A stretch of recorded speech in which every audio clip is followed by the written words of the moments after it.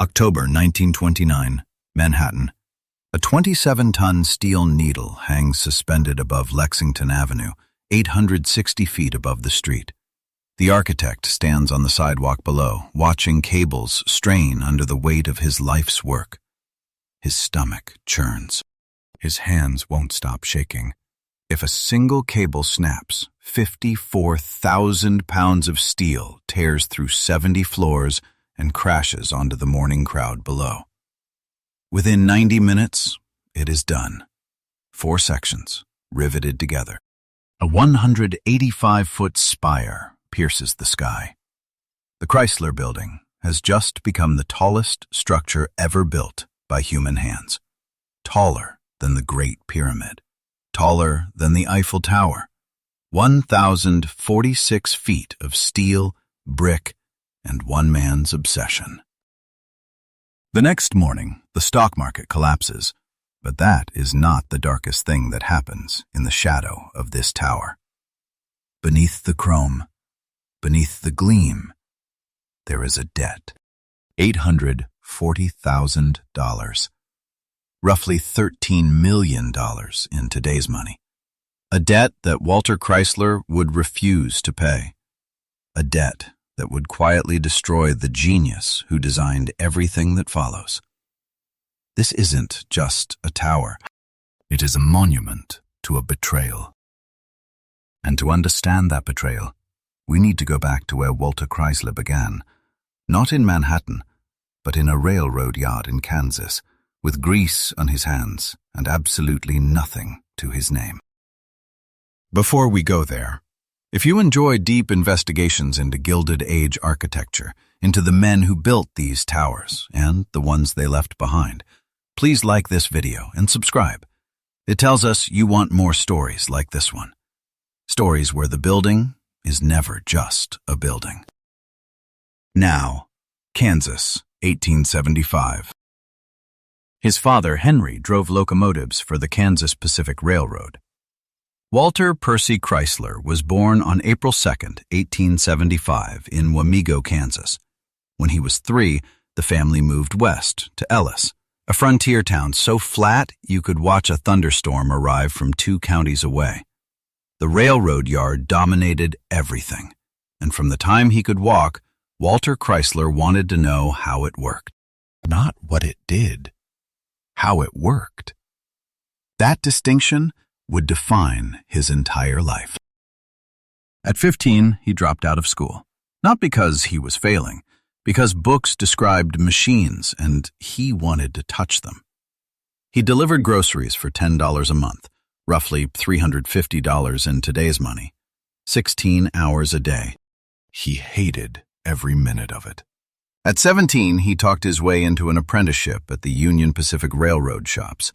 The pay was 10 cents an hour. In today's terms, barely $3.50. He took the job without hesitation. For the next 2 decades, Walter Chrysler moved across the American West like a man following a current only he could feel. Colorado, Wyoming, Texas, Iowa. He learned to diagnose a locomotive the way a doctor reads a patient, by listening, by feeling vibration through steel, by understanding not the surface, but the system underneath. Valve setting became his specialty. He rose through the ranks. Foreman, superintendent, division master mechanic. By his early 30s, he was works manager at the American Locomotive Company in Pittsburgh. His salary, $8,000 a year. Roughly $275,000 in today's money. A railroad boy from Wamego had become one of the most respected mechanical minds in the country. Then, he walked into the Chicago Auto Show. 1908. He had never driven a car. He had never owned one. But when he saw a cream-colored locomobile sitting on the exhibition floor, something shifted inside him. The car cost $5,000. In today's terms, roughly $170,000. His annual salary was $8,000. The purchase made no financial sense. He bought it anyway. $700 down, a $4,300 loan co-signed by a colleague. He had the car shipped back to his home in Olvine, Iowa. And then he did something peculiar. He did not learn to drive it. He pushed it into his barn, picked up his tools, and took it apart, piece by piece, gear by gear, every valve, every connection, every bolt. He studied it, reassembled it, then took it apart again. By some accounts, he disassembled that automobile dozens of times before he ever turned the ignition key. It is worth pausing on that. A man who spent the equivalent of $170,000 on a machine he refused to use until he understood every single thing inside it. That is not curiosity. That is a need for control so complete, so fundamental to who he is, that nothing can exist in his possession without first being reduced to its smallest parts. Remember that impulse, because 20 years from now, he would do the exact same thing to a man's career. In 1911, a banker named James Storrow called with a question. Had Chrysler ever considered working in automobile manufacturing? Chrysler admitted he had thought of little else since that day in Chicago. Storrow arranged a meeting with Charles Nash, the president of Buick Motor Company. Nash needed a production chief who understood machines. Chrysler fit the description exactly. There was only one problem. The position paid $6,000 a year. Chrysler was earning $12,000 at the locomotive works, a 50% pay cut. He accepted without negotiating. He was 36 years old. He had a family, a mortgage, a reputation, and he walked away from all of it to work on a different kind of machine. Because that is what men like Walter Chrysler do. They do not collect things. They possess them completely, utterly, down to the last bolt. Within 5 years, he would transform Buick into the most profitable division of General Motors. Within 15, he would build his own automobile company. Within 20, he would stake his personal fortune, $14 million of his own money, on a tower of steel and brick above Lexington Avenue. And he would take that tower apart, too. Just not in the way history would remember. But before he could build anything, he had to burn every bridge that kept him comfortable. His next move would be the most reckless of his entire career, and it would make him one of the wealthiest men in America. Billy Durant leaned across his desk and smiled. He could charm anyone. Investors, bankers, boards of directors. The man had built General Motors out of ambition and borrowed money, and he smiled the way men smile when they believe the room belongs to them. Walter Chrysler sat opposite, unmoved. Durant had just offered him $500,000 a year to stay at Buick. In today's terms, roughly $8.8 million. An astonishing sum, more money than Chrysler had ever imagined earning. But the offer came with a condition that made it worthless. Durant wanted control. He always wanted control. The two men had clashed for years. Chrysler believed in lean operations, careful spending, precision over expansion. Durant believed in growth at any cost. Build first, calculate later, and never let an engineer tell you what was impossible. When Chrysler proposed outsourcing frame production to save $2 million annually, Durant announced plans to build a $6 million plant in Flint instead. When Chrysler streamlined Buick's operations, Durant sold a profitable Detroit dealership to a personal friend without informing Chrysler, without even a phone call. There is a specific kind of humiliation that comes not from insult, but from being made invisible, from doing the work while someone else makes the decisions. Walter Chrysler had spent his entire life taking machines apart so he could understand every piece. Durant treated him like one of those pieces. By autumn of 1919, Chrysler had endured enough. He told Alfred Sloan he was finished. All he wanted now was to sell his stock and walk away. Durant bought those shares for $10 million. roughly $175 million in today's money. A railroad mechanic who had taken a 50% pay cut now ranked among the wealthiest men in America. 8 years. That was all it took. He was 44 years old. He could have retired to his Long Island estate and never worked another day in his life. He did not. Within months, he accepted the most demanding job of his career. Bankers controlling the failing Willys Overland Company offered him $1 million a year, roughly $15 million today, to attempt a turnaround. He took the job. He demanded to work from New York. The arrangement lasted 2 years. When owner John Willis refused to give Chrysler full authority over the company, Chrysler moved on. His next project seemed like madness to everyone who knew him. Maxwell Motor Company had fallen from 4th place in American automobile sales to 10th. The company carried $32 million in debt. 26,000 unsold cars sat rusting in factory lots across the country. Friends warned him. "You are destroying your reputation," they said. "Walk away." He saw something they missed. Maxwell had factories, distribution networks, a workforce that knew how to build. What it lacked was a modern automobile. Chrysler hired 3 engineers from Studebaker, Fred Zeter, Owen Skelton, and Carl Breer, who had been quietly developing an advanced 6-cylinder engine. He gave them resources. He gave them freedom. He gave them exactly what Durant had denied him. The result debuted at the New York Automobile Show in January 1924. The Chrysler 6. Hydraulic brakes on all 4 wheels, a high-compression engine, engineering that rivaled cars costing twice the price. Under $2,000 a unit, roughly $35,000 in today's money. Dealers sold 32,000 in the first year. Maxwell Motor Company was reorganized into Chrysler Corporation on June 6, 1925. 3 years later, Chrysler purchased the Dodge brothers for $170 million, the equivalent of nearly $3 billion today. He launched Plymouth. He launched DeSoto. Time magazine named him Man of the Year. The Kansas mechanic now commanded the 3rd largest automobile company in America. But factories rust. Sales figures fade from memory. Companies get acquired, renamed, dissolved into structures that carry no one's name for long. Walter Chrysler wanted something permanent, something that would outlast him, outlast his company, outlast the century itself. He turned his attention to Manhattan. But the land he would build on did not come to him cleanly.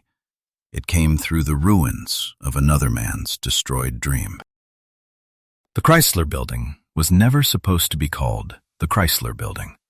For 6 years, the plot at the corner of Lexington Avenue and 42nd Street sat empty. The land belonged to Cooper Union, a private college that had received it as a donation decades earlier. Cooper Union leased it to a Brooklyn developer named William Reynolds. Reynolds had grand ambitions. He also had no urgency. He paid rent on empty dirt while Manhattan grew taller around him, floor by floor, year by year. But Reynolds knew how to build spectacles. In 1904, he had opened Dreamland at Coney Island, 15 acres, $3.5 million, roughly $120 million in today's money. 1 million electric lights illuminated white neoclassical structures surrounding a central lagoon. A 375-foot tower dominated the skyline. Dreamland drew hundreds of thousands of visitors who paid to watch simulated volcanic eruptions, biblical recreations, and trained animal shows. It was the most ambitious amusement park ever built in America. For 7 years it held. Then, on the morning of May 27, 1911, a worker accidentally ignited hot tar inside a ride called Hellgate. The fire spread faster than anyone could contain it. By dawn, Dreamland had burned to ash. Dozens of animals died in their cages. The 375-foot tower collapsed onto Surf Avenue. Reynolds stood in the smoke and did not rebuild. He turned instead to Manhattan, where fortunes rose from bedrock rather than boardwalks, where a fire could not reach you. The Lexington Avenue plot became his next grand project. He would construct the tallest structure in the world. In 1927, Reynolds hired an architect named William Van Allen. Van Allen had trained at the École des Beaux-Arts in Paris, the most prestigious architecture school in the world. He understood the emerging Art Deco style that was transforming European design, and he saw in the Lexington Avenue plot something Reynolds did not yet see. Not a building, a statement.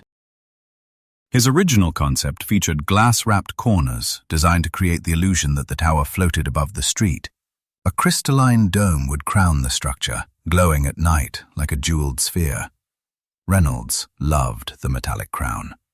Van Allen initially resisted the idea. Reynolds insisted. Van Allen relented. That detail, the glowing crown above Manhattan, would survive everything that came next, though neither man could have predicted how dramatically it would evolve, or whose name it would carry. By April 1928, Reynolds had signed a 67-year lease and finalized his plans. The Reynolds Building would rise 808 feet, 67 floors. Construction permits were approved in June. Architectural drawings appeared in trade publications that August. Groundbreaking occurred on September 19, 1928. Workers began excavating the foundation. Steel orders were placed. The Reynolds Building was becoming real.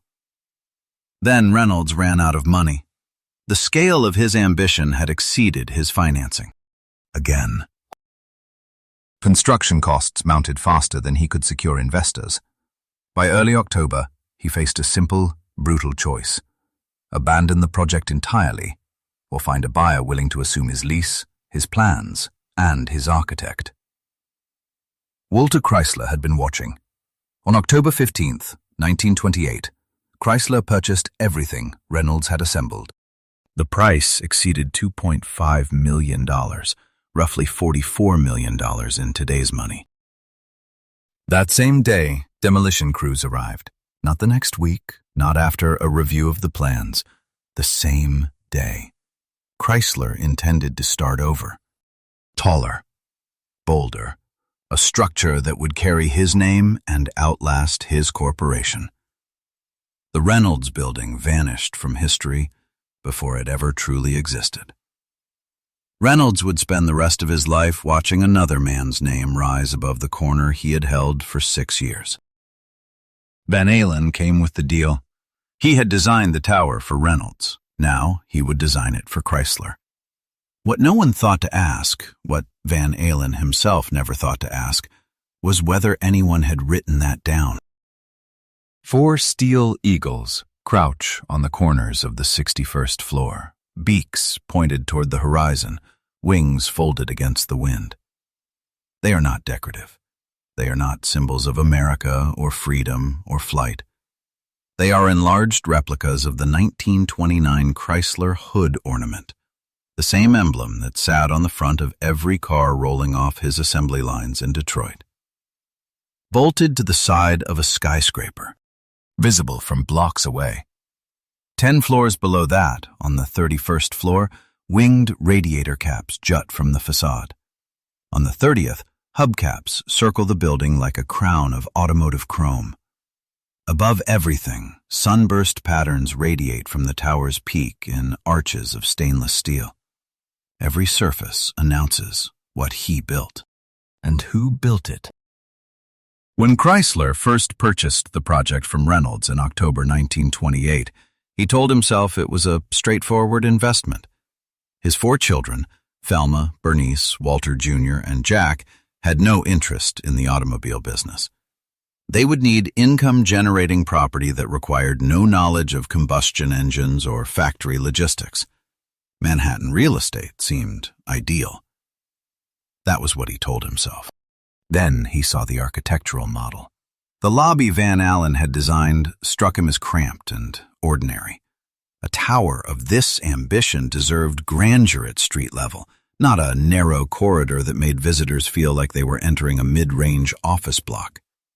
Chrysler told Van Allen to redesign it completely. After that, the straightforward investment was over. From that moment forward, Chrysler involved himself in every decision, every revision, every dimension, every detail. The original Reynolds design had called for 67 stories, rising 808 feet. Chrysler wanted taller. Van Allen revised the plans to reach 925 feet, surpassing the Woolworth Building downtown. Then Chrysler changed his mind. He asked to remove 10 stories and reduce costs. Then he reversed himself. Additional height meant additional publicity. Additional publicity meant his name hanging above the Manhattan skyline for everyone to see. The plans kept growing. No corporate funds would touch this tower. Chrysler wrote personal checks. The final construction cost reached $14 million, the equivalent of $220 million in today's money. Every brick, every rivet, every pane of glass belonged to Walter Chrysler alone. Van Allen transformed the design into a celebration of the machine age. The stainless steel cladding came from Krupp in Germany, an alloy called Nirosta that would never tarnish or corrode. Triangular windows punctured the crown in radiating arches. The setbacks at the 17th, 24th, and 27th floors created a stepped silhouette unlike anything else on the skyline. In mid-November 1928, excavation began. Workers dug 69 feet down through Manhattan schist, the dense bedrock that underlies the island, until they hit solid ground in mid-January. They removed 105 million pounds of rock and 36 million pounds of soil. Steel frame construction started on January 21, 1929. Carnegie Steel delivered the beams. The first uprights rose in late March. By June, the skeleton stood several stories above the street. By August, 35 levels of steel pointed at the sky. By September, the frame was complete. 4 stories per week, a pace that seemed reckless to everyone watching from the street. Yet not one man died during the steelwork. The expected casualty rate for a project of this height was 1 death per floor above the 15th. More than 60 men should have fallen. None did. Chrysler required safety measures that other developers considered excessive. Scaffolds with guardrails surrounded every work area. Tarpaulins stretched overhead to catch falling tools. A hospital operated on-site, with a physician on every shift. He ran the construction site the way he ran his factories. Nothing wasted, nothing left to chance. He also required his elevators to run at 900 feet per minute, despite city regulations that set the limit at 700. When inspectors objected, Chrysler found ways to satisfy the letter of the law while ignoring its intent. That habit of honoring the form of an agreement while discarding its substance would appear again, in a courtroom, years later. The tower was becoming exactly what he had envisioned, not an investment, not a gift to his children, a monument. To the man who had taken apart a $5,000 automobile in a barn in Iowa and reassembled it until he understood every single piece.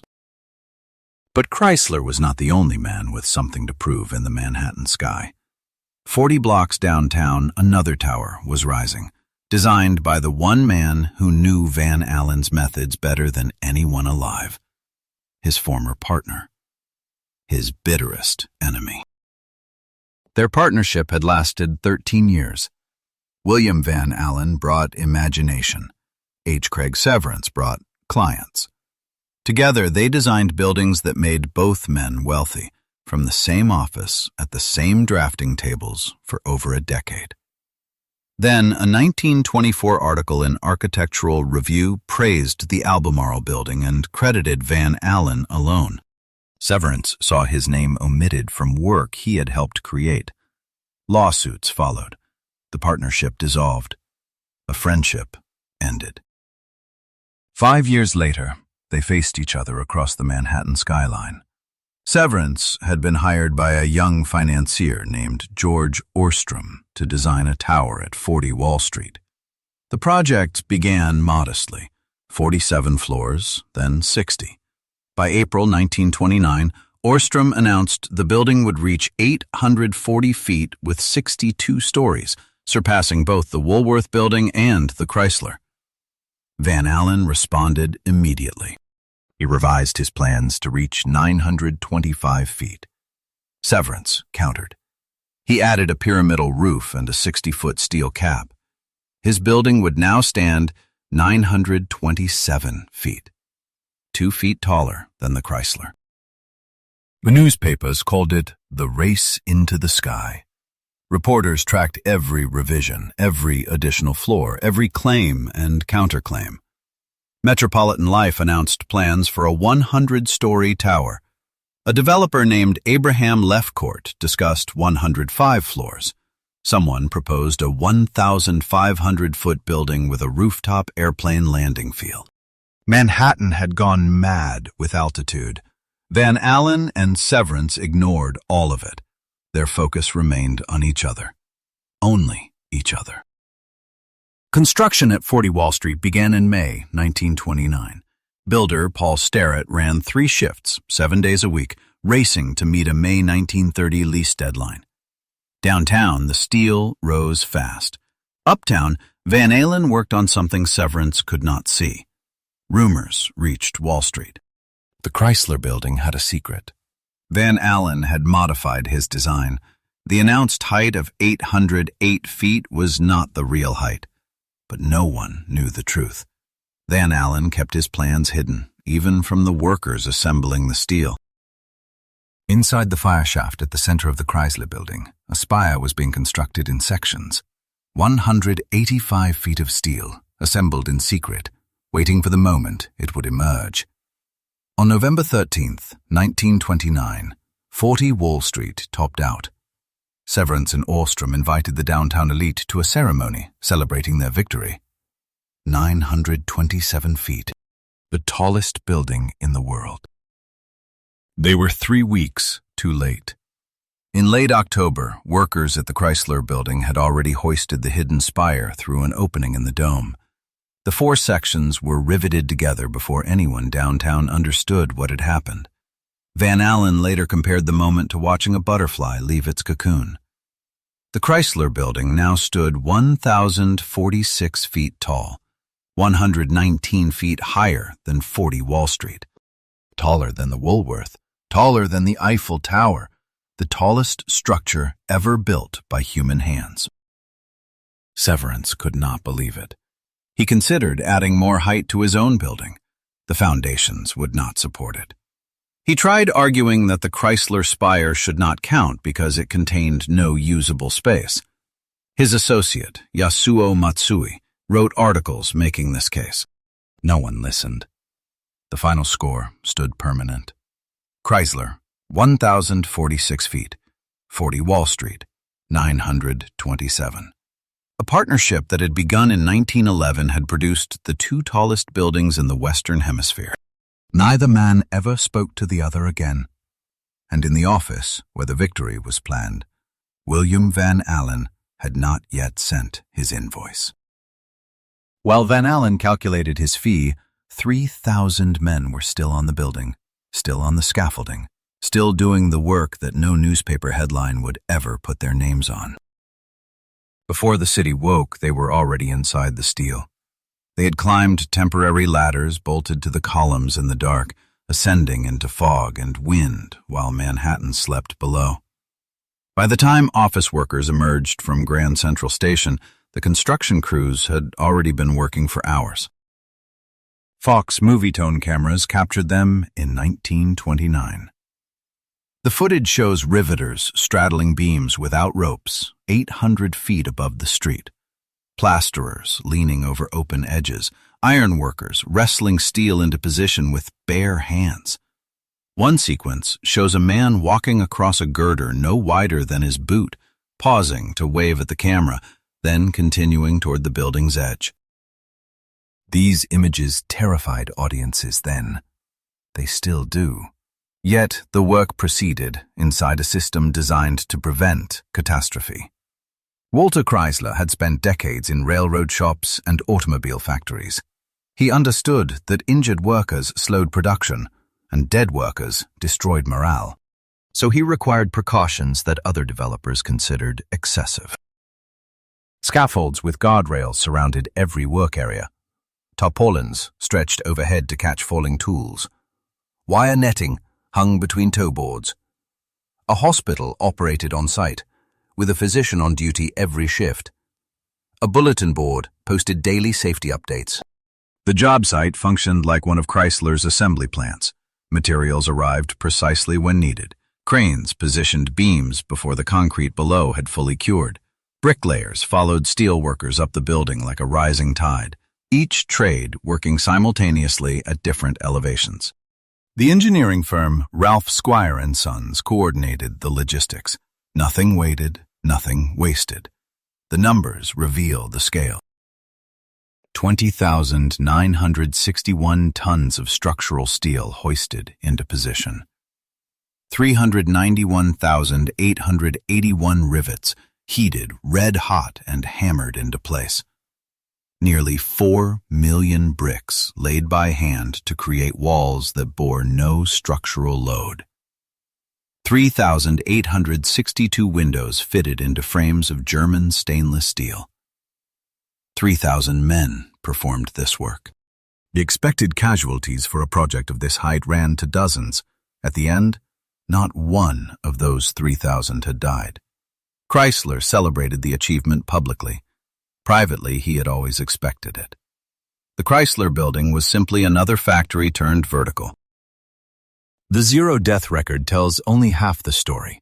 The other half is what those men were paid to risk their lives on that steel. A bricklayer on the Chrysler Building earned roughly $4 a day, about $70 in today's money. A full shift, 800 feet above the street, without a rope. The head butler in a prosperous Manhattan household that same year earned $1,200 annually, roughly $21,000 in today's terms. Walter Chrysler spent $14 million of his own money on this tower. That is $220 million in today's terms. At a bricklayer's daily wage, a man would have needed more than 9,500 years of labor to spend what Chrysler spent in 18 months. The zero-death record was not an act of generosity. It was factory logic. Living workers finish buildings. Dead workers cause delays. By autumn, the exterior walls were closing in around the completed frame. Bricklayers worked downward from the crown, while finishing crews prepared the lower floors for tenants. The building would open in months, but the world did not yet know its true height. Hidden inside the dome, assembled in secret, waiting for the right moment, a weapon was about to emerge. Van Allen had kept it hidden for months. From the press, from his rivals, from the workers who had unknowingly assembled it piece by piece inside the building's core. Van Allen filed each permit alone in the quiet of his office, long after the construction crews had gone home. He signed his own name. There was no contract that required Chrysler to compensate him for any of it. There had never been a contract. Permits were filed quietly. Steel was ordered without fanfare. The pieces arrived at the construction site in unmarked deliveries and disappeared into the building's core. The fire shaft at the center of the Chrysler Building rose like a hollow spine through all 77 floors. Normally, such shafts carried stairs and utilities. Van Allen repurposed this one as a hiding place. Inside the shaft, workers began assembling a steel needle that would transform everything. Van Allen called it the Vertex. It consisted of a lattice steel framework with 4 corner angles and diagonal strut members. The finished structure would stand 185 feet tall and weigh 27 tons. It could not be hoisted from the ground in one piece. It could not be assembled on the roof in plain view. Van Allen needed secrecy. The fire shaft provided it. Sections of the spire were delivered to the site, lifted to the 65th floor, and assembled inside the building where no one could see them. Scaffolding shrouded the dome, ostensibly to allow workers to finish the stainless steel cladding. In reality, the scaffolding hid what was happening within. Even the riveters did not fully understand. They fastened steel pieces together inside the shaft, following blueprints that showed dimensions, but not purpose. Only when the sections came together did the shape become clear. Only then did the workers realize they were building a weapon in a war for altitude. Van Allen's cousin, William Edwin Squire, served as the project's structural engineer. He calculated loads and stresses, determining whether cables could lift 27 tons through the narrow opening at the top of the dome. The math said yes. The math did not account for wind, for equipment failure, for the 1,000 ways a plan could collapse 860 feet above the street. Rumors reached Wall Street. Severance heard whispers that the Chrysler Building would somehow grow taller than announced. No one had seen proof.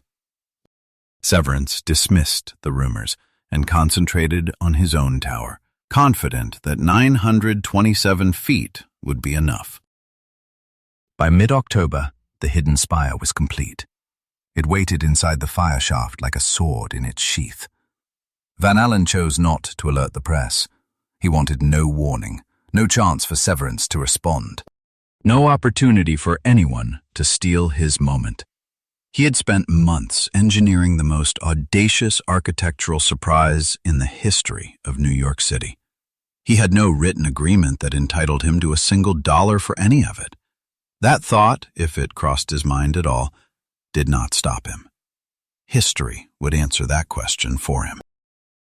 The moment Van Allen had been building toward was now hours away, and in the fog above Lexington Avenue, a 27-ton needle was about to change what the word tallest meant. Van Allen felt sick. He stood blocks away, unable to watch directly, unable to look away. His stomach churned. His head swam. 860 feet above the street, workers balanced on wooden platforms around the dome of his building, preparing to do something no one had attempted before. The fears multiplied. The cables might snap under the weight and send 27 tons of steel crashing through 70 floors.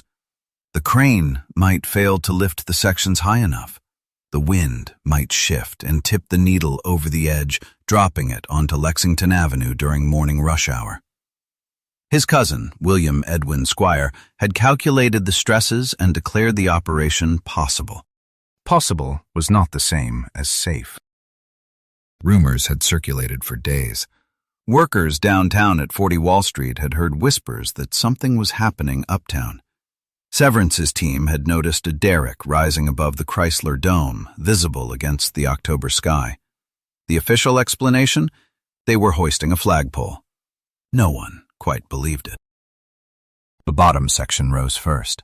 A derrick lifted it up the face of the building, cables straining, and lowered it through the opening in the dome until it settled into the 66th floor. The workers above guided the steel into position and fastened it to the structure below. Then the second section, then the third, then the fourth. Each piece ascended the face of the tower, swung over the dome, and descended into the opening where riveters waited to fasten it to the section below. The needle grew taller with each lift.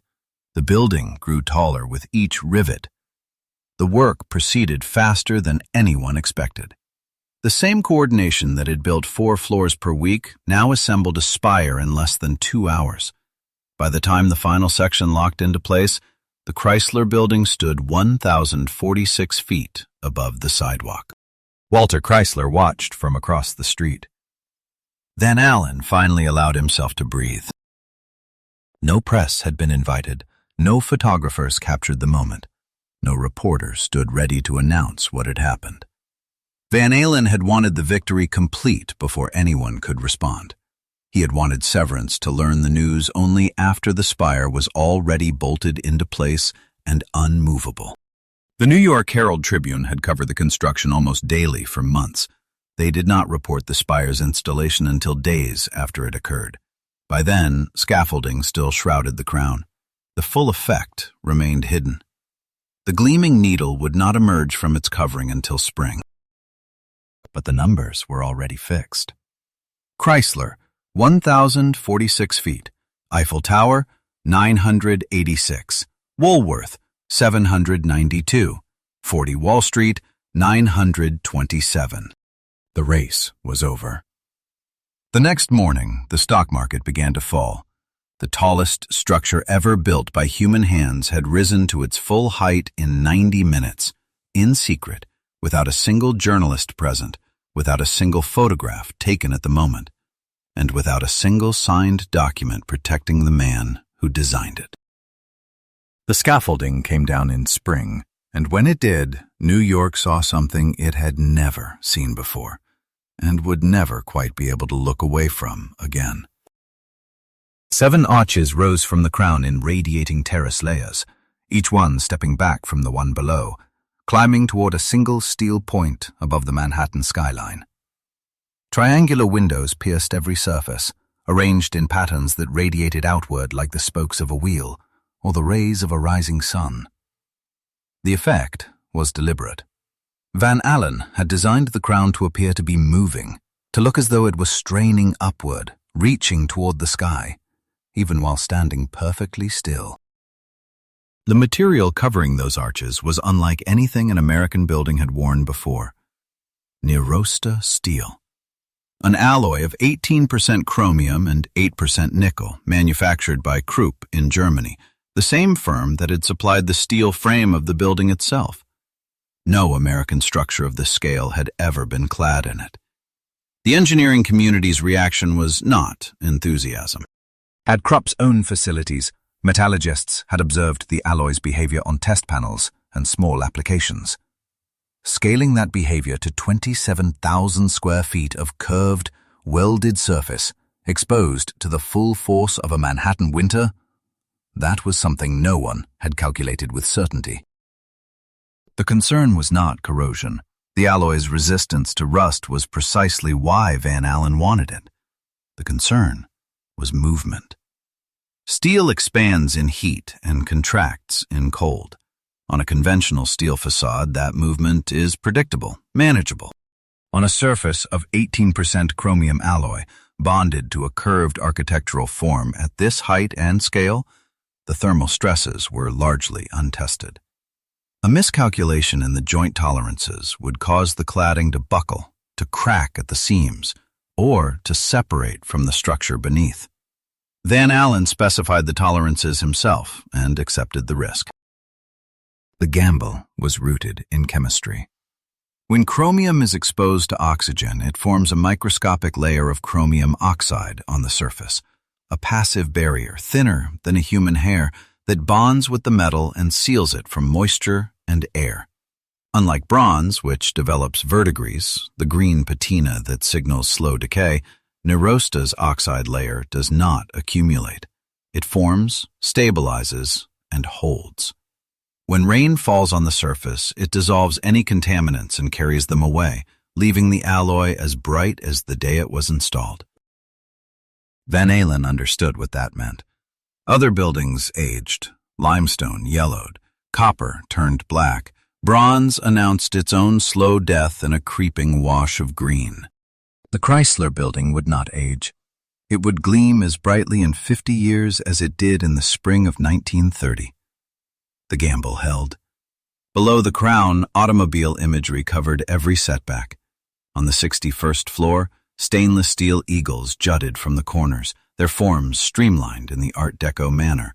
Not the heraldic eagles of older buildings, but machines in the shape of birds, suggesting flight, speed, the industrial age made permanent in metal.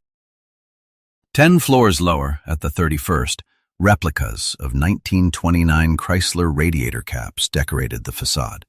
Winged hood ornaments, enlarged to architectural scale, bolted onto a building instead of a dashboard. This was not a bank dressed in classical columns. It was not a cathedral reaching toward heaven. It was a monument to industry, to commerce, to the belief that machines could be beautiful. Le Corbusier, the most influential architect in Europe at the time, visited New York and offered his verdict. He called it hot jazz, made permanent in stone and steel. Critics argued about it for decades. Some called it a masterpiece of modern design. Others dismissed it as spectacle, a stunt built to make the man in the street look upward. Van Allen did not care about the critics. Walter Chrysler did not care about the critics. They had built what they set out to build. The exterior was complete. Now came the interior. And the interior, it turned out, was where Walter Chrysler had built his most private world. A space designed not for tenants, not for the public, but for the men who believed themselves too important to share an elevator with anyone else. The lobby stopped people in the street, not the tourists, not the architecture critics, the workers on their way to other buildings, the delivery men, the secretaries emerging from the subway. They stopped and looked up through the Lexington Avenue doors. What they saw?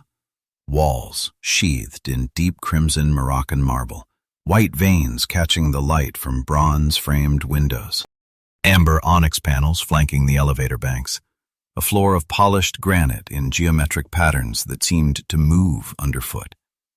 Above everything, stretching the full length of the ceiling, the largest mural in the world at the time. Edward Trumbull's Transportation and Human Endeavor covered nearly 8,000 square feet. Airplanes banked through painted clouds. Ocean liners crossed stylized seas. The Chrysler assembly line appeared in motion. Workers tending the machines that had made Walter Chrysler rich, painted above the heads of everyone who walked beneath them. And rising above everything else, the Chrysler Building itself, painted into its own ceiling. A monument celebrating a monument. The elevator doors were inlaid with brass and African woods in stylized lotus patterns, Japanese ash alongside gray hairwood, Asian walnut alongside each other. No two doors identical. Inside the cabs, American walnut met Cuban plum pudding wood and curly maple. 32 elevators. No two interiors the same. The lobby was extraordinary, but it was designed for everyone. The most exclusive space in the building was not at street level. It was 66 floors above it. The Cloud Club opened in July 1930, 9 months after the stock market had begun to fall. Its 300 founding members were wealthy men who formed the city's business elite. Texaco had demanded the club as a condition of leasing 14 floors. They wanted a proper restaurant for their executives. Chrysler gave them something far more elaborate and far more insulated. The 66th floor offered a Tudor-style lounge with oak paneling, an old English grill room with wooden beams, wrought iron chandeliers, and leaded glass doors. A Renaissance staircase in marble and bronze connected this floor to the main dining room above. The 67th floor was something else entirely. Polished granite columns supported a vaulted ceiling painted with clouds. Etched glass sconces lined the walls. A mural of Manhattan covered the north side. Charles McGrath later described the aesthetic as a Fritz Lang sort of look, the world of Metropolis translated into a private dining room. Walter Chrysler maintained his own suite on this floor. Black etched paneling, a frieze depicting automobile workers, views of Central Park through triangular windows that slanted with the building's crown. Texaco executives had their own private room with murals of oil refineries and company trucks. The amenities reflected the era: a barber shop, a humidor for cigars, private lockers where members stored their own liquor, a useful arrangement while Prohibition remained in effect. A stock ticker room for monitoring markets between courses. Edward F. Hutton lunched here. Condé Nast. Juan Trippe of Pan American Airways. Gene Tunney, the boxer who had defeated Jack Dempsey. They gathered in a room that seated perhaps 80 people, smaller than the Rainbow Room that would open at Rockefeller Center, but higher, more exclusive, more deliberately removed from the city spreading out below. Outside those triangular windows, in the autumn of 1930, the Depression was accelerating. Banks were failing, businesses were closing. On the streets beneath the Cloud Club, men who had once earned $4 a day on the building's steel were now standing in bread lines. Inside, the members conducted deals over meals that cost more than most Americans earned in a week. The club operated only during daylight hours. Members came for lunch, conducted their business, then descended to street level and returned to their offices. The Cloud Club was not a place for evening entertainment. It was a place for men who had arranged the world so that its consequences rose no higher than the 65th floor. It would remain open until 1979, closing only when the building declined and corporations moved to newer towers. By then, the world it represented had vanished. What had not vanished was the bill Walter Chrysler still owed the man who had designed it all. That bill had a number: $840,000, roughly $13 million in today's money. And Walter Chrysler had decided he was not going to pay it. In January 1931, William Van Allen attended the Beaux-Arts ball at the Hotel Astor, dressed as his own building. The costume was extraordinary: patent leather cape and boots, flame-colored silk, flexible inlays of the same exotic woods that decorated the Chrysler elevator doors, a towering headpiece shaped like the sunburst crown, complete with triangular windows. While other architects wore generic tunics beneath their building hats, Van Allen had commissioned something theatrical, something that announced his achievement to every person in the ballroom. The theme that year was Fête Moderne, a fantasy in flame and silver, a celebration of the new architecture transforming Manhattan. William Lamb arrived as the Empire State Building. Leonard Schultz appeared as the Waldorf Astoria. Ralph Walker dressed as the Irving Trust Building. Van Allen was the star. Photographers clustered around him. Newspapers printed his picture the next morning. It was the last public triumph of his career. Van Allen had made a catastrophic error when he accepted the Chrysler Commission. He never signed a contract. When Walter Chrysler purchased the project from William Reynolds in October 1928, Van Allen had simply continued working, trusting that payment would follow when the building was complete. That trust was a mistake. The standard architectural fee in 1930 was 6% of construction costs. The Chrysler Building had cost $14 million. The math was not complicated. Van Allen submitted an invoice for $840,000. Walter Chrysler refused to pay. The automobile magnate claimed Van Allen had received bribes from building suppliers, kickbacks that, in Chrysler's telling, had already compensated him for his work on the tower. He offered no evidence. He named no supplier. He produced no document. He simply declined to honor the debt. The man who had spent years demanding control over every rivet, every pane of glass, every inch of his building, that man now claimed the architect who had designed it deserved nothing for having done so. Van Allen sued. The courts did not agree with Chrysler. Van Allen eventually received his full fee, but winning in court is not the same as surviving the fight. Architecture was a profession built on relationships and reputation. Clients did not hire architects who had taken their patrons to court, regardless of who was right. The Great Depression had already frozen most construction in New York. Van Allen found himself famous and unemployable at the same time. He never received another major commission. The critical reception had been complicated even before the lawsuit. Architect magazine called him the Doctor of Altitude. Kenneth Murchison compared him to Florenz Ziegfeld, the legendary Broadway producer, a man who understood spectacle but perhaps not substance. Louis Mumford, the most influential architecture critic in America, called the Chrysler Building a series of restless mistakes. Van Allen retreated from practice. He taught sculpture at the Beaux-Arts Institute of Design. He watched other architects win commissions for buildings that would never match what he had built at the corner of Lexington Avenue and 42nd Street. He died on May 24, 1954. The obituaries were brief. 40 years later, the Beaux-Arts Institute renamed itself the Van Allen Institute in his honor. By then, the Chrysler Building had been declared a National Historic Landmark. By then, everyone agreed it was a masterpiece. The man who designed it never lived to see that consensus form. The man who refused to pay for it had his name on the building until the end. The building Walter Chrysler put his name on was no longer the tallest in the world by the time Van Allen died. It had stopped being the tallest almost as soon as it became it. On May 1, 1931, the Empire State Building opened on Fifth Avenue. John Jacob Raskob had watched Van Allen's spire maneuver with alarm.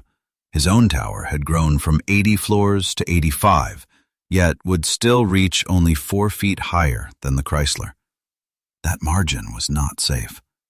So Raskob added a 200-foot mooring mast for dirigibles, pushing his building to 1,250 feet, 200 feet beyond anything Chrysler could answer.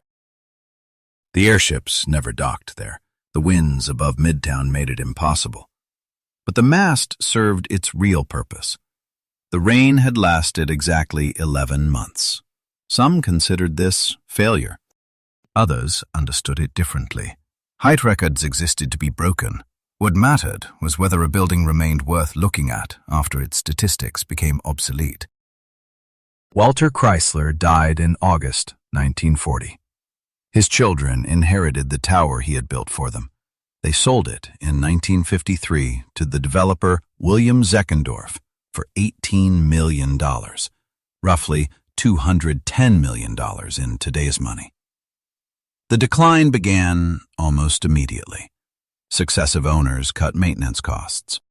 They drilled holes into the lobby ceiling to install cheap lighting, damaging the Trumbull mural that had taken years to paint. They used the spire to store junk. The observation deck closed. The Cloud Club lost members as corporations moved to newer towers or suburban campuses. By the early 1970s, with New York City itself careening toward bankruptcy, the Chrysler Building's occupancy rate fell to 17%.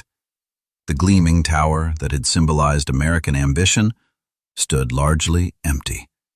Its steel eagles watched over a city in crisis from the 61st floor, exactly as they had been placed, and completely powerless to do anything about it. Designation as a National Historic Landmark in 1976 offered legal protection. It did not offer salvation. Massachusetts Mutual announced a $23 million renovation in 1978. The Cloud Club closed forever in 1979.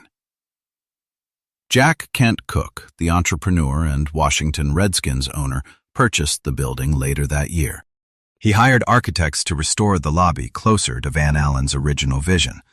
More importantly, he completed the lighting system that had been part of the original design but never installed. In September 1981, 580 fluorescent tubes illuminated the triangular windows of the crown for the first time. The Chrysler Building glowed against the night sky as Van Allen had always intended. 50 years after the crown rose above Lexington Avenue, the city finally saw it the way its architect had designed it to be seen. Cooke restored the exterior and spire in the mid-1990s. He died in April 1997. His creditors foreclosed almost immediately. Tishman's Spire and the Travelers Insurance Group purchased the building for approximately $220 million. They spent another $100 million on renovation. Evergreen Architectural Arts carefully restored the Trumbull mural, removing the polyurethane coating that had been applied over the original paint, filling the holes that had been drilled into the ceiling decades earlier. By 2005, the building was 95% occupied. The ownership continued changing hands.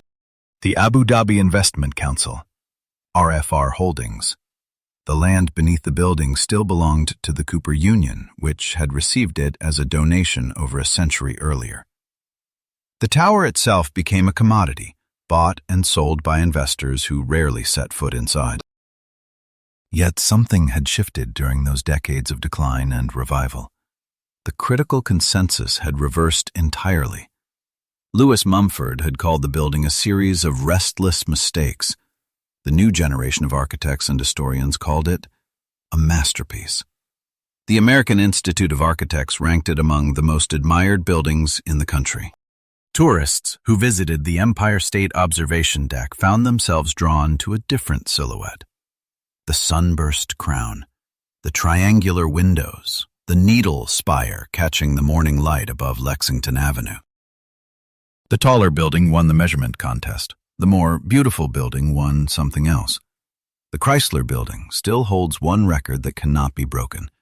It remains the tallest steel-supported brick building in the world. More than that, it remains the building New Yorkers point to when asked which tower they love most. Walter Chrysler wanted a monument to his own permanence. He got one. But permanence has a way of preserving the whole story, not just the parts a man would choose to be remembered by. The building still gleams above Lexington Avenue, dissolving into the sky exactly as its architect intended. The grifter's name is on the building. The architect's name is on the institute that trains the next generation of the people who will design what comes after. Both facts are permanent. Neither man can change them now. If you enjoyed this deep investigation into Gilded Age architecture and the men who built it, please like this video and subscribe to the channel. The next story is already waiting.